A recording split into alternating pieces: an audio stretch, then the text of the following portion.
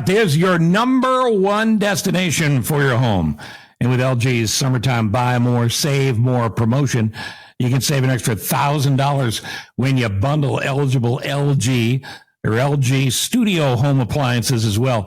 And that offer is good through August 20th. So get on it. LG is committed to creating products that perform at the highest level for years to come. So elevate your life. You deserve this. At home with America's most reliable line of appliances, and for free in-home delivery, professional installation, complete satisfaction. You know the drill. You got to shop at Apt. And anything in LG is going to be great. Can I tell you a secret? I have them all. I go to Apt with the LG stuff. I go, give me one of each. That's how good they are. Apt, pleasing people since 1936. Thank you, Apt, for supporting and sponsoring Live from My Office. Well, I'm telling you, if you're wondering why I look a little more tired than normal, if you've looked tired since we've known you, it's because there's been a lot of celebrating going on. This is the 500th episode of Live from My Office. How cool is that? 500 episodes. You know, the good news is I've got this podcasting game pretty much to myself. But I do realize there are other podcasts that you could listen to if you wanted to. I appreciate you listening to this one and subscribing and following and doing all of those things that you do. I appreciate it very much. I also appreciate it if you subscribe to our YouTube channel and you check it out there, the Live from My Office YouTube channel. I appreciate it if you read what I write on Substack, on the Steve Cochran page on Substack. Thank you for that as well. And I appreciate when you come out to the live shows that we're going to be doing this fall, including a big one coming up in 7 days. This is August 1st. On August 28th, my friend and yours, Mark Giangreco, the greatest sports and entertainment caster ever. I say that because every night on multiple newscasts, in 4 minutes or less, he would entertain and inform you like nobody else ever has or ever will. Nobody better. And Mark Giangreco has forgotten more great sports stories than anybody else will ever remember. If you think about Chicago, and even though we're on kind of hard times with winners now, Giangreco did sports in this town since the early 80s. He knows everybody. And if there's 1,000 sports stories in the Windy City, he was there for every one of them. Michael Jordan loved him. Michael Jordan didn't like talking to anybody in the media. He talked to Mark. And Ditka loved him. Ditka loved? Oh, yeah. And just it goes on and on. So here's what we're going to do. Mark Giangreco is going to join me at the White Eagle Golf Club in Naperville on August 28th, 7 o'clock showtime. And you can get tickets. You just follow the link in the show notes or on any of the social medias with me. And we'll put it up at cochranshow.com on the website as well. And you can click right there and get tickets. And you're going to want to be there because there's things Mark Giangreco will say that he can't say in other places or didn't say in other places. So great stories. A fun night, lots of laughs, and stories about the greatest legends in Chicago sports from a guy who knew them all, covered them all, talked to them all, and they all talked to him. The great Mark Giangreco joining me August 28th, 7 o'clock at the White Eagle Golf Club. Again, social media links will hook you up for tickets. We'll also put it in the show notes for this episode and and on the website at cochranshow.com. Nice little kickoff for our 500th episode, where our special guest today is none other than Dr. Kevin Most. You might remember David Letterman had Bill Murray on his first show and Bill Murray on his last show. Dr. Most was our guest on the first podcast, and he is our guest on this 5th episode.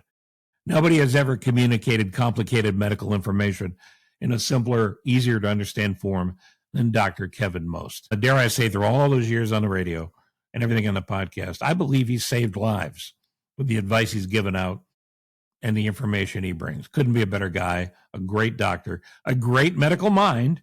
And we talk about the state of medicine. We talk about what's going on with things like GLP-1s in this episode. And we talk about health in general in the country. And we have some laughs along the way.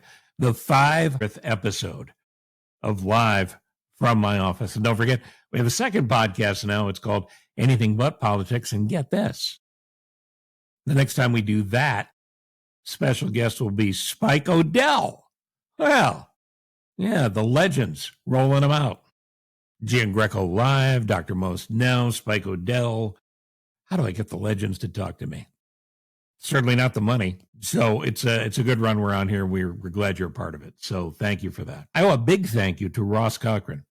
My son is a producer of Live from My Office. Not a single one of these 500 episodes would have ever made it to posting without Ross and the work he does. I don't understand any of it. I don't know how it happens. I just know that it does, and that's great. So thank you, Ross. And for those of you who do subscribe and follow, tell a few hundred friends to do the same, and just know that Ross is the one that's getting this done if you enjoy what we do on Live from My Office. All right, enough of this. Thank you, Apt Electronics. And in honor of our 5th episode, the phrase that pays that could get you an Apt gift card this week is, I can't believe you are still doing this. That's right. I can't believe you are still doing this.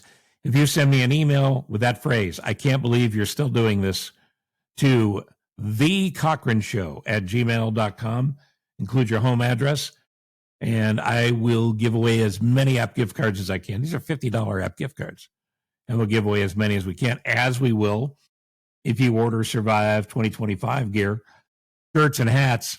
You pretty much pay for itself because I throw an Apt gift card in there. Again, while supplies last, and thank you, Apt, for all of that. All right, I think the detail work is done. Let's get on to our guest. On the 500th episode of Live from My Office, it's Dr. Kevin Most. Well, I'm amazed. I'm stunned. Look at me. See how stunned I am? Don't I look stunned? It is the 500th episode of Live from My Office, and there's no more perfect guest than the guy, if you're watching on the YouTube channel, you can see now on screen. If you're listening only, it's Dr. Kevin Most, who was the first guest.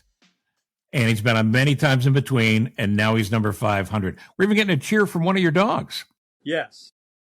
Which one is that? That's Joey. Oh, wait. Joey's saying, hey, how about me? Yeah, and congratulations is what I got out of Joey. 500 episodes, and you have been everybody's favorite guest on the radio through all those years, and now on the podcast as well. So thank you for that. Steve, you're welcome. Do you know how many bets I had to pay off, though, on the over-under on how many shows? Oh, the difference in doing the podcast is I'd have to fire myself. Oh, that's a good point. Yeah. So it's likely to be safe. So tell us about you, because I get asked about you all the time. I mean, a couple times a week, people come up and say nice things, and they'll go, how's Dr. Most? What is he doing? You know, things are great. As you know, I left Northwestern a little bit about a year and a half ago, which was good. You know, it was a time for me that I allowed my successor, where I allowed a very good handoff. I was allowed to hand off to him. And had I not, and I continued to stay, I don't think this individual who's there now, Dr. Tom Moran, who you know. Oh, yeah, great guy. Would not be in that position. And to protect CDH, I said, hey, you know what? I'm gonna step down. And I did it abruptly, which was part of the Northwestern way to do it, which is probably the only thing I didn't appreciate. But overall, it's been great. Been very fortunate. People say, oh, how's your health? Are you okay? And I'm like, yeah, you know what? I'm probably the healthiest I've been in a long time. So I left on really good terms, and it's worked out well. And I'm just dabbling a little bit here, but able to spend a lot more time in North Carolina than in Chicago. You know, I say we don't shovel rain in North Carolina, but you know, it's kind of nice to be down here. It's a lot more relaxing. The alarm clock doesn't go off whenever I get Which up. is different. Oh, 100%. You know, getting up at 5 o'clock every morning and now getting up at 7:30 is just totally different. I know you get called about things all the time, about this job or that job, and you know, there's this ongoing discussion of concierge medicine, and is that catching on? It appears to catch on. Does any of that feel like drawing you back in? Yeah, a little bit of it is. Our good friend Peter DeYoung, who lives down here in North Carolina, he and his wife, they're like, when are you going to join this concierge practice? And I'm fortunate. I'm licensed to practice here in the state of North Carolina, licensed to practice in Illinois, and licensed to practice in Maryland. So I certainly could. My heart is going to be more into doing a free clinic instead of the concierge clinic. Go and take care of those who don't have the money to have a concierge. Sure.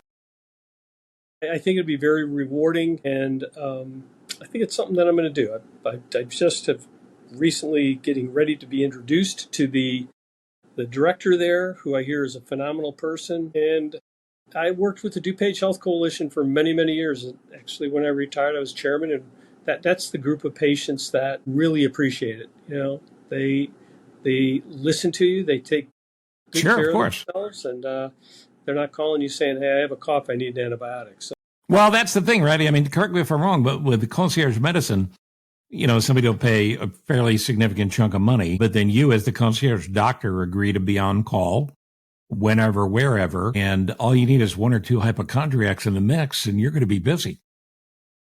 Yeah, personalized medicine is good because the doctors that do personalized medicine, instead of having a panel size of 3,000, 4,000 patients, they limit their panel size down to anywhere from 300 to, say, 600. So they do that physical that takes an hour and a half instead of 15 minutes. They're there when you need them. You're always talking to the same doctor. There's not 7 partners that you're dealing with.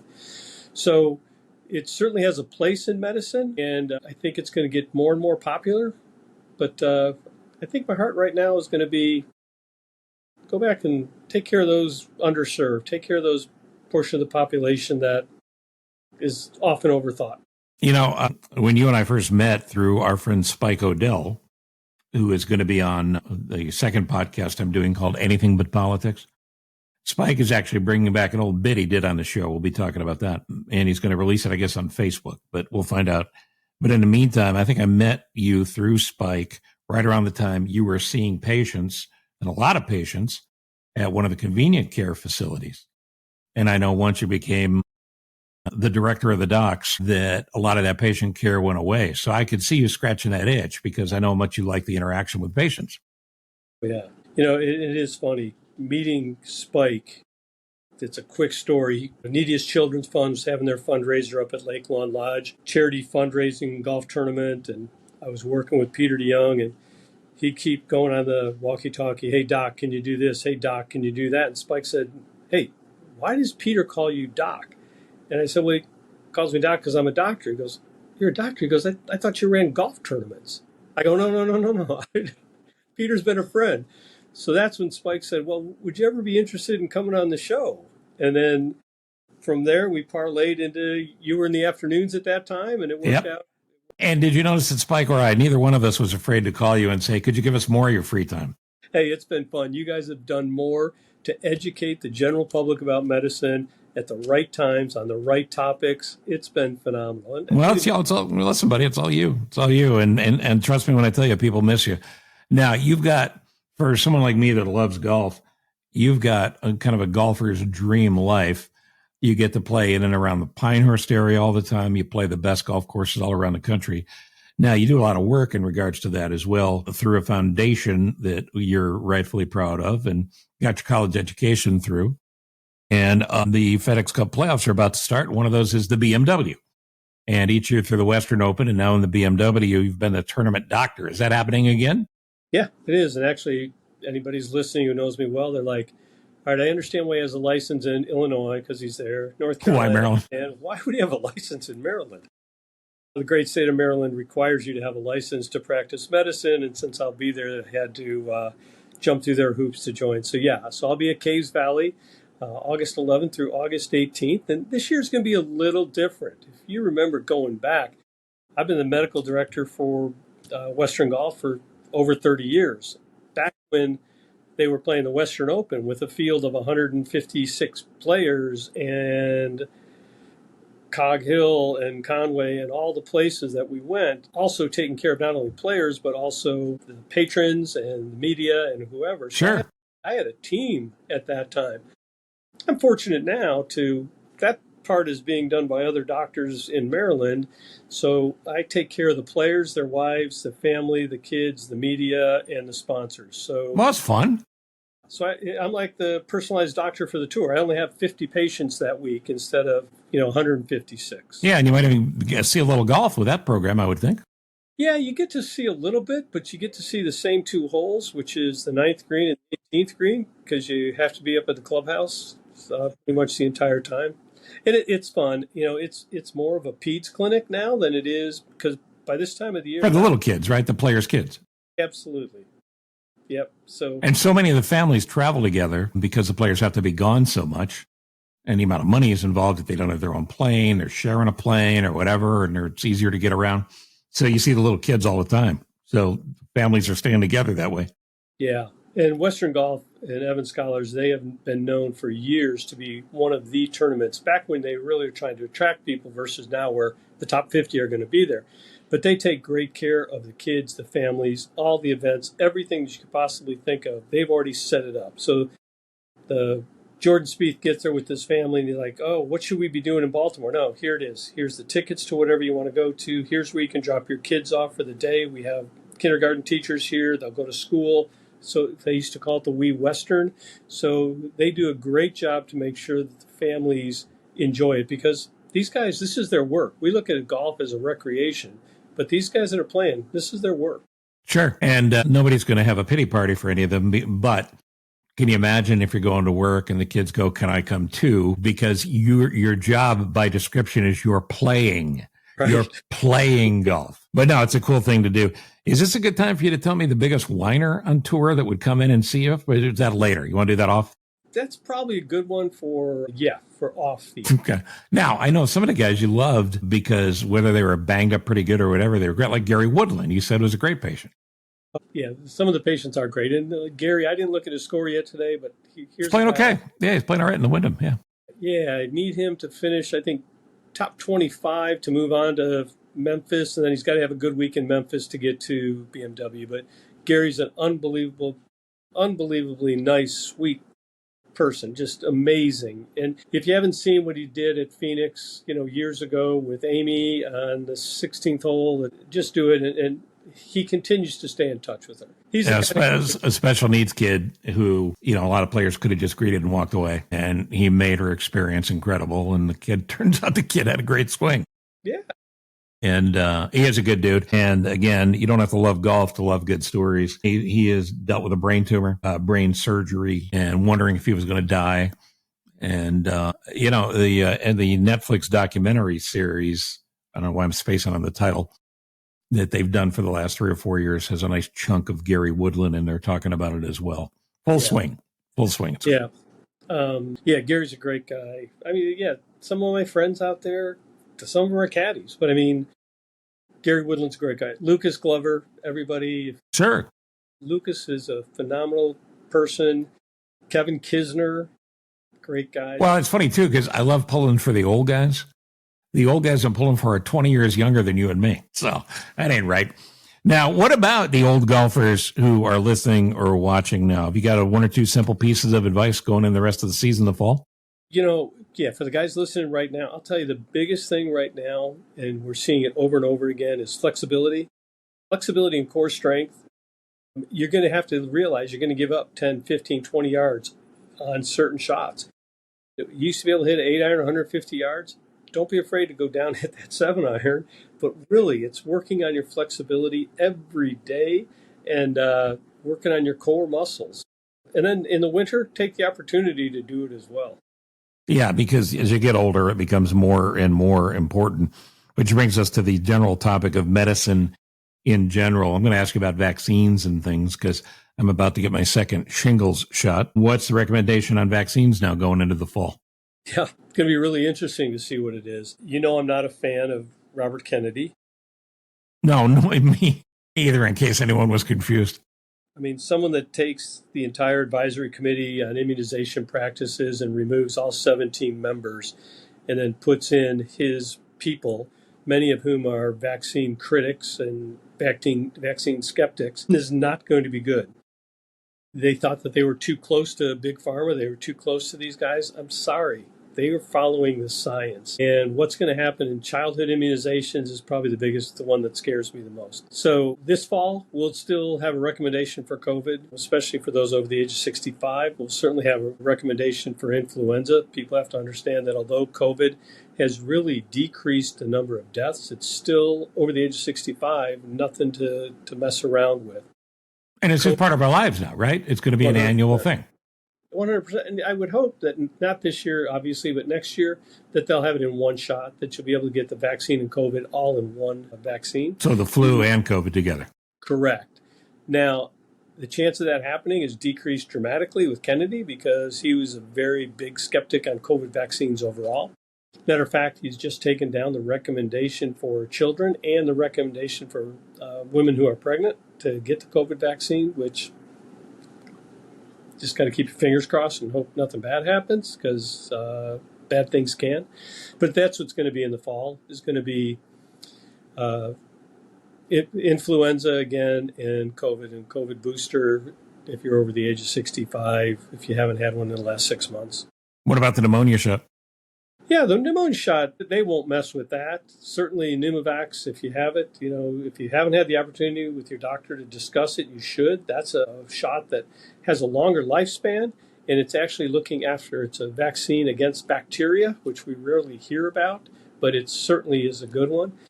And then over the age of 50, if you haven't gotten shingles shot, definitely get those two. Anybody who's had shingles will be a testament to say, oh my gosh, you don't want it. Exactly. So those are really the big ones. Now, GLP-1s, that's the term, yes? Yes. GLP-1s are still maybe the number one or number two topic in medicine. And it seems like the more research that's being done, the more things you're finding out are beneficial from the medicine that is GLP-1s. It's not just losing weight or protection for those who are diabetic. More and more is being found out. Next year, you're going to have an oral version of this, maybe two. What do you know that I don't know about GLP-1s? Other than the fact that they're crazy expensive. Yeah, and you would hope that changes, and it really should change because insurance companies should be taking a deeper look at this, and they're probably hesitant to do it. But like you said, these drugs we said it a long time ago, these are going to be blockbusters from a weight loss point of view. Well, you forget about the weight loss point of view now and look at the cardiovascular point of view, look at the diabetes point of view, look at the joint replacement point of view. And you say, what do you mean by joint replacement? A lot of reasons people have joint replacements is because the amount of weight they carried earlier in their life. And they did those damage to their hips and their knees. Now, if we can control that weight early on, next thing you know, we're going to be doing less of that. But the big home runs are going to be in diabetes on people are not going to lose their vision. They're not going to end up going on dialysis. They're not going to have heart issues or as many heart issues. And it's amazing. Just wait. Every 6 months, you're going to find out another reason that people should be on these drugs, which I am usually not one to say that. No, you're not a pusher, no. As my mother would have said when I was growing up, watch out for the pushers by any stretch. But this does seem like a miracle drug. It's changed a lot of people's lives. And the big thing is going to be, again, how are we going to get the people that have lost 25 pounds or 30 pounds, and then we take them off the drug, and we say, okay, wait, I understand that, but will they still have the cardiovascular benefit? Will they still have the benefit with diabetes? Or are we going to get to a point where it's going to be taken on a regular basis at a lower dose for maintenance? In other words, we're not lose weight anymore or lose anything. We're just trying to maintain what we have, but we want to still protect our eyes, our hearts, our kidneys. I don't want to go backward here because you and I could go off on a political rant here and be right for a long time until we decided to stop, until I hit stop on the record button. But one of the things that had come out of this insanely titled Big Beautiful Bill is restrictions and cuts in Medicaid. Now, you, as one of the folks that helped run a major hospital for years and years, you were dealing with this all the time. The concern is that an awful lot of people are going to fall off the Medicaid rules because of the part of the bill that says you have to work or prove that you can't work. Sense, logic, and political dialogue would make that be something that people would go, yeah, you should work if you have to. But a lot of people are going to fall off. So talk to me about where you are on that and what we don't understand. Yeah. I'd say the biggest things with this are going to be a couple things. One, this is one of those pay me now, pay me later. And I think we've had this conversation before. Sure, about a lot of things. On Medicaid, I can control their blood pressure for 35 cents a day. If they have a stroke, they're going to be $1 million patient in a hospital with no insurance. What's going to happen? The financial stress that's going to be put on the hospitals is going to be unbelievable. You're going to have rural hospitals closing. You're going to have inner city hospitals that are serving a Medicaid only population closing. And you're going to start to see more catastrophic illness in people. So the unfortunate thing that people are looking at, and I understand that side of, hey, if they're good enough or well enough to work, they should be working. But let's ease into this and let's figure out a way to do it properly. Because the vast majority of people who are on Medicaid need to be on Medicaid. They cannot afford the medication. They cannot afford the visits. They certainly can't afford the hospitalization. So if we think that bankrupting people and pushing them to have catastrophic illness is the right way to go, well, you know what? We're missing the boat. So people can look at it and say, yeah, they should be working if they can work, but take 2 steps back and say, wait a second, how are we going to get to that point and still protect the health of these individuals? Yeah, and if you're not protecting their health, you are going to have the problem you're describing. You are going to pay more. They are going to be sicker, and the dominoes will fall in a very bad direction. We're already dealing with an aging population, and people are going to live forever. And if this generation of our kids lives to be 100, there's going to be, the majority of them aren't, as it stands right now, going to be able to be taken care of unless they live in or around a major city. There's not enough doctors, PAs, and MPs to go around. And the next generation is going to be crucial to figure all that out. So it's not wrong to not want fraud in the system. But the assumption that everyone on Medicaid is perpetuating a fraud is insane and incredibly damaging. And that's where RFK and the Trump people come from. Correct. So in DuPage County, close to where many of your listeners probably are, we have the DuPage Health Coalition. What the DuPage Health Coalition did years ago, I was very fortunate to be in on the foundation of that. Actually, when I retired, I was the chairman of the board. We took the individuals that fell in what we call the gap. They didn't qualify for Medicaid. They were working poor, but they didn't get insurance at their job. Okay. So we took those individuals and said, let's show everybody, including the county and the state and the federal government, how we can manage these patients. And we manage them better than any other health insurance company. And why? Because these are now engaged patients that say, you know what? The doctor tells me to take a medicine, I'm taking a medicine. Now I have a doctor I can go to. So I'm not going to the emergency room in a catastrophic, we're saving you before you get to that point. With the Medicaid being gone, you just wait. You think emergency rooms are busy now? All those patients that have fallen off that now won't even have a doctor are going to be using the emergency room as their office when they have a catastrophic illness or when they have a sore throat. And the problem is you take some of the best run hospitals like the place that you were at forever and helped build, CDH, outside of Chicago. You could regularly have a 5 to a 10-hour wait to be seen depending on what's wrong with you and what's wrong with the people in front of you. And if that's the regular doctor that these folks are going to, if you're wondering why things are so expensive in medicine, the emergency room piece of that story is a huge part of it because people should be going to doctors and they'd be able to go to doctors and it should be covered in a way that makes it affordable. And when they're not, that becomes the option. 100%. And the emergency room is not the place to get primary care. Right. Those doctors there are treated to take care of urgent, emergent illnesses and injuries. They're not there to make sure, because even if they bring in that 8-year-old now who's off of Medicaid because of a parent who whatever, they're not going to say, oh, by the way, you need your immunizations. I'll do your school physical. Have you had your pertussis? All of those things that the primary care docs are ingrained in them, and they think that way as soon as the patient walks in. That emergency room doctor is looking at the patient saying, all right, is this emergent? Is he breathing fast? Does he look? What's his fever? That's what they're going for, their ABCs. Whereas the primary care doctor is saying, okay, what do we need for our building blocks to make sure you have good health? It's gonna hurt. And all those hospitals that are now taking care of those patients that have no insurance, now they're getting no money from Medicaid. And believe me, 8 cents, 12 cents on the dollar is better than 0 on the dollar. So yes, that's what you always say. You can pay me now or you can pay me later.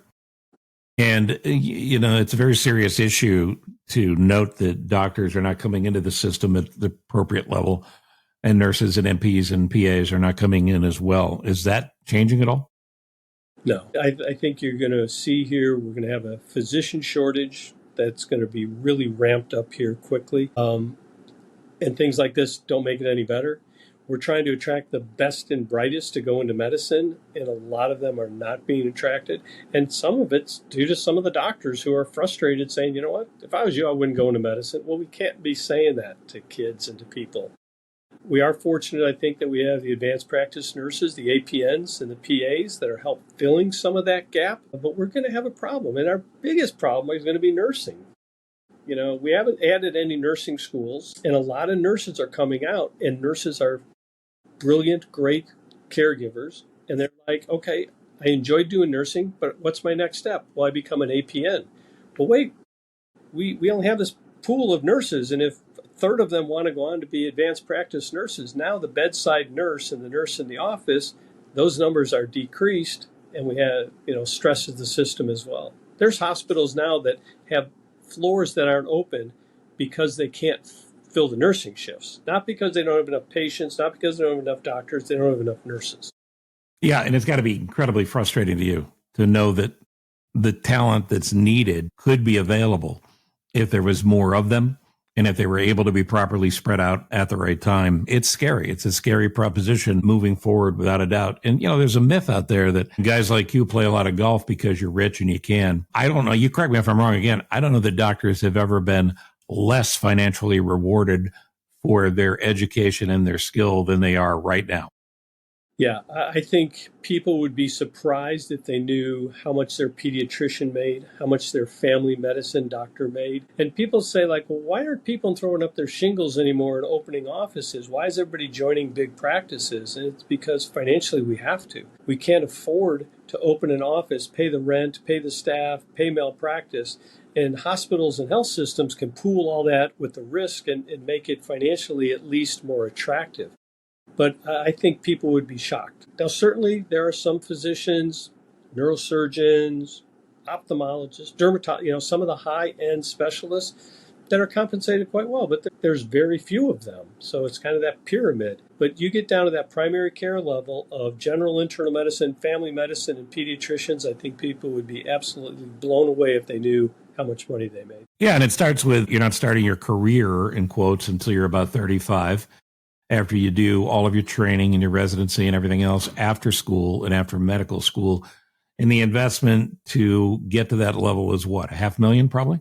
Yeah. So when I was fortunate, as you mentioned, I was on full scholarship for all my undergrad. So I left undergrad actually with minimal debt or no debt.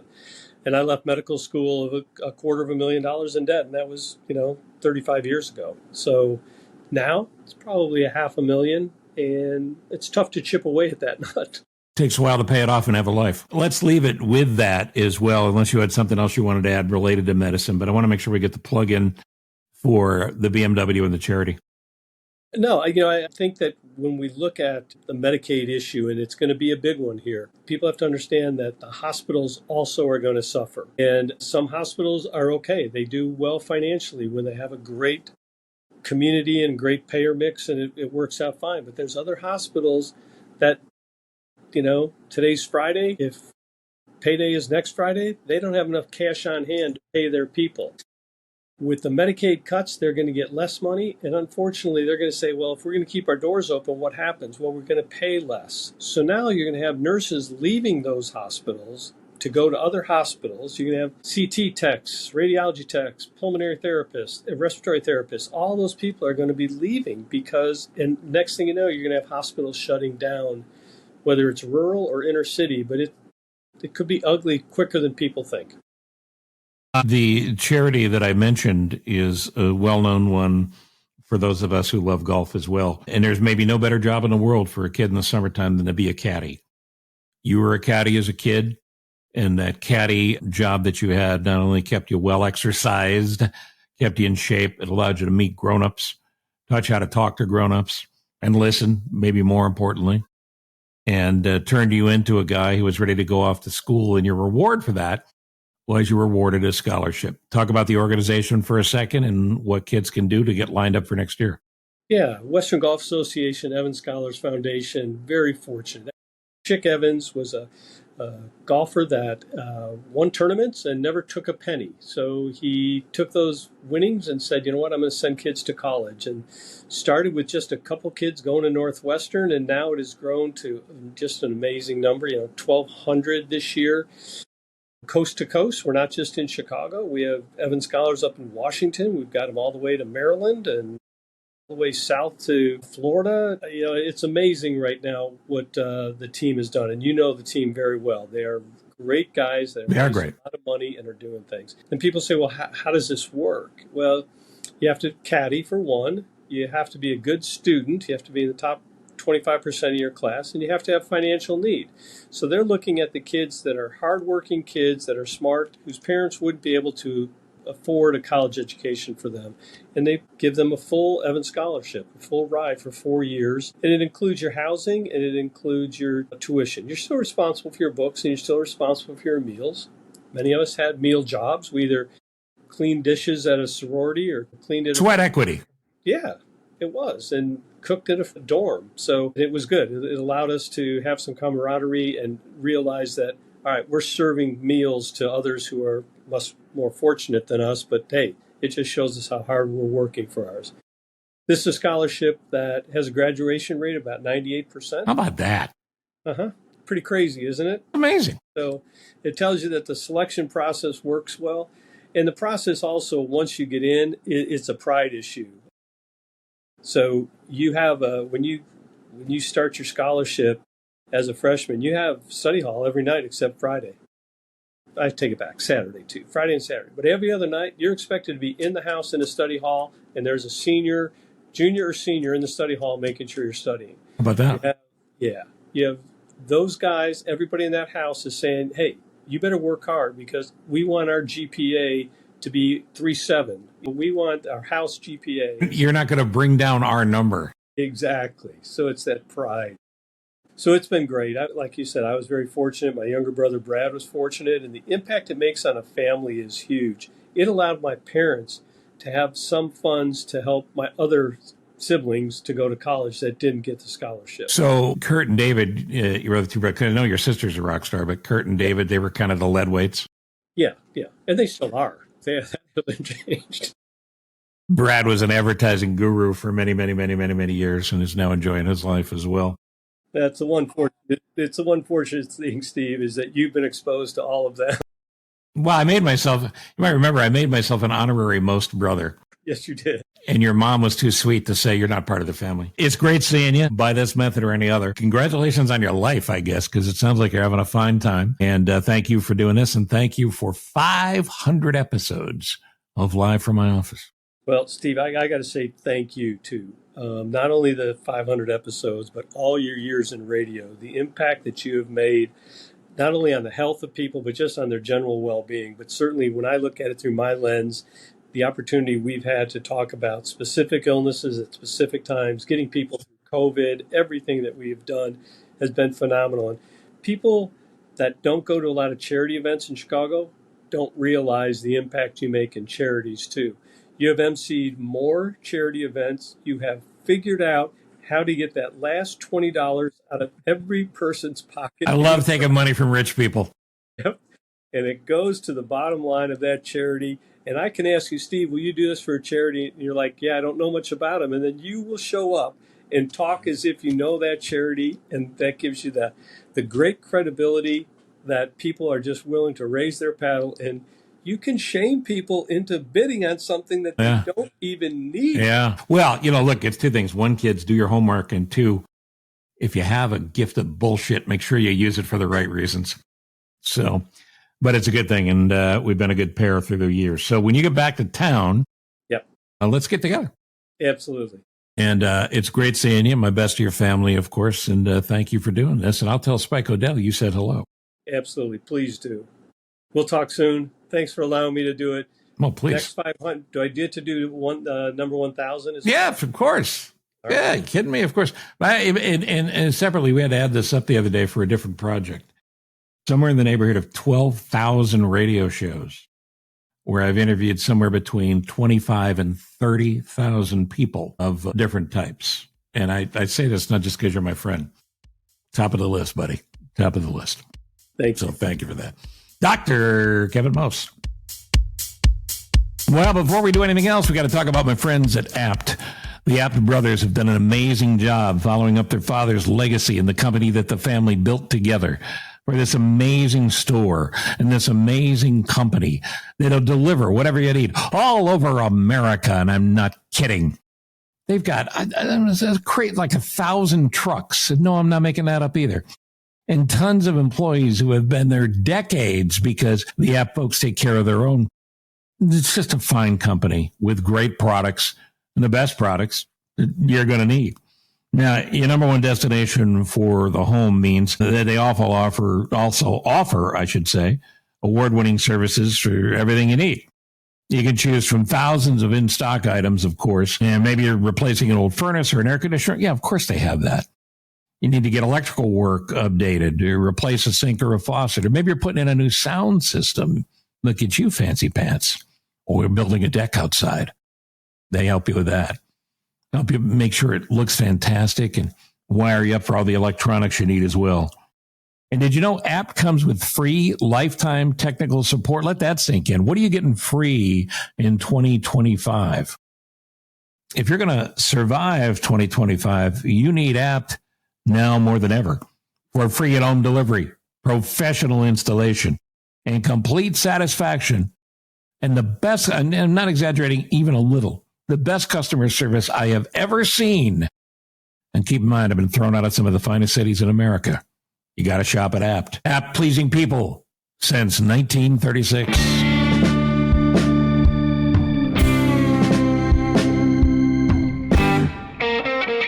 It's a sitting ovation from my friend and yours, Dr. Kevin Most. Couldn't be a better guy. Thank you again, Ross Cochran. Thank you, all of you, for supporting us on the radio through all the years and on these 500 episodes of the podcast. I sure hope you can see us. Mark Giangreco live on stage with me in Naperville, the White Eagle Golf Club. Again, just check out the show notes. I think they're right down there, aren't they? Check out the show notes. And Ross right now is shaking his head and wondering about his life choices.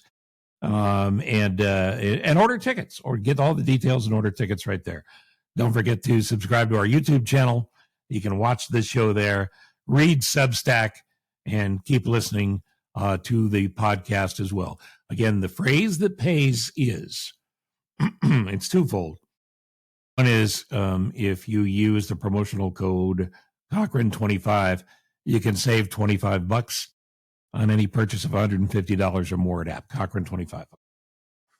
That's one thing. The second thing is I've got these gift cards to give away. Normally I've got a stack of them in front of me. I don't know, but trust me, I have them. $50 gift cards. You simply send me today's phrase that pays, and that is, I can't believe you're still doing this. We're going to go with enough already. But we go with, I can't believe you're still doing this. Put that in an email to me at thecochranshow@gmail.com. Remember to include your home address, and I will send you an Apt gift card while supplies last. Thank you for listening. Thank you, Dr. Kevin Most. Join us for Anything But Politics next time when a special guest will be Spike O'Dell. I'm Steve Cochran, and thank you for listening to Live from My Office. Thank you for listening to Live from My Office, a service of Monkey Run Productions. All rights reserved.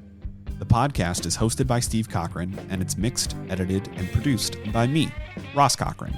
Steve is available for corporate speaking gigs. He would love to MC your event, and occasionally, he's funny. Thank you for listening. Head to cochranshow.com for more.